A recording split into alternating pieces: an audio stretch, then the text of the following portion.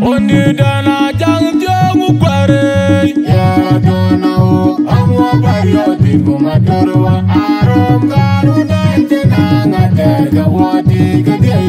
kulera yang wayini da jisilema Ondi dana jang jang ukware ya dona o amwa bario di kumatorwa arom garu dente na ngaterga wati gede kulera yang wayini da jisilema kunyandi duwalan undane karar boje mene kwaja chejo ligaraj Tongkwaya jawalene kwadin alungi kwa menwa mugaya Jako wene chada kwairan abe bori tiang nyirga undan kurudil Undan atumbo kaunu dura manu warku mebinom Abore wala narare bodajin lejiri ala kabayo Wagaja me kukirayan amira demonya kike jingim Ane bana jiliariar aku yuden yeloy Noi jam jangar we ba janga pigiri den jaran pege keden ye chir Noi jam jangar we ba janga pigiri den janga pege keden ye loy Noi jam jangar we ba janga pigiri den Amo malong atum diralia Yenan jogu jeni yakawe koleram Keden jeta kayan pege wunar Teja atopor Emu makure kumalwalengan Ateri nyandi Paege wepotwing Ana bekur genyo Tejen bawunane Apore walan Aya jengerin kwa Amo malong atum diraya Yenan jogu jeni yakawe koleram Keden jeta kayan pege wunar Teja atopor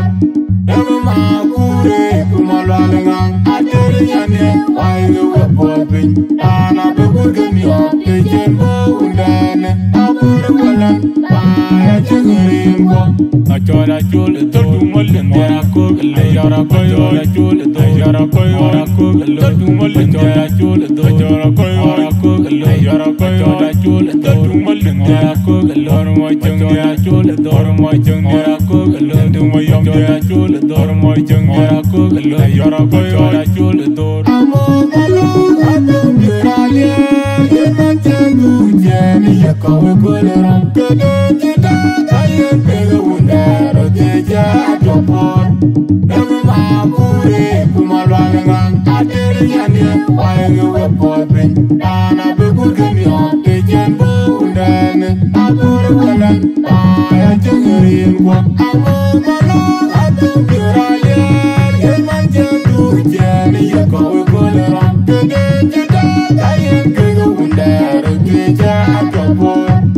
Emu makure kumalwalengan Ateri nyandi Paege wepotwing Ana bekur genyo Tejen bawunane Apore walan Aya jengerin kwa Ondi dana jang jang ukware Ya dona o amwa bario di kumatorwa Arom garu dante na ngaterga wati gede kulera yang Wayini da jisilima Ondi dana jang jang ukware Ya dona o amwa bario di kumatorwa Arom garu dante na ngaterga wati gede kulera yang Wayini da jisilima kunyandi duwalan undane karar boje mene kwaja chejo ligaraj Tongkwaya jawalene kwadin alungi kwa menwa mugaya Jako wene chada kwairan abe bori tiang nyirga undan kurudil Undan atumbo kaunu dura manu warku mebinom Abore wala narari bodajin Lejiri ala kabayo Wagaja me kukirayan Amira demonya kike jingim Ane bana jiliariar Aku yuden yeloy Noi jam jangar we ba janga pigiri den jaran pege keden ye chir Noi jam jangar we ba janga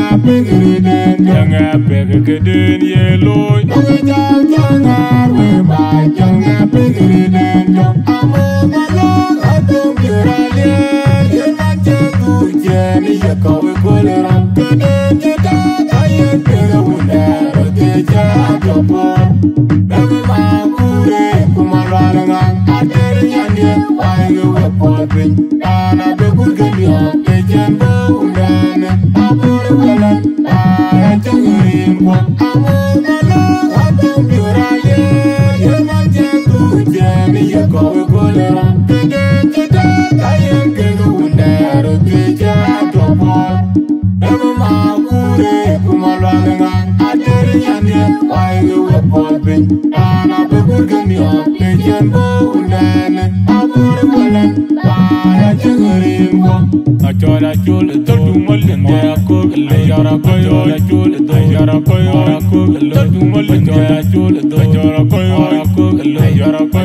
chul tortu molen ya ko lor mo chung ya chul dor mo chung ya ko le du mo yom ya chul dor mo chung ya ko le yara ko chul dor amo malo atum yurale ye na jengu jeni ye ko we koleram ke den jeta aye pe wunda rote ja jopo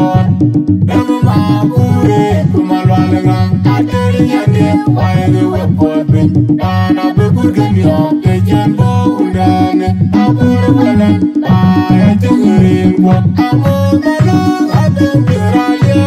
ye na jengu jeni ye ko we koleram ke den jeta aye pe wunda rote ja jopo dama ma kure kumalanga ater nyande wa ye we podrin ana be gurgani ke jembo undane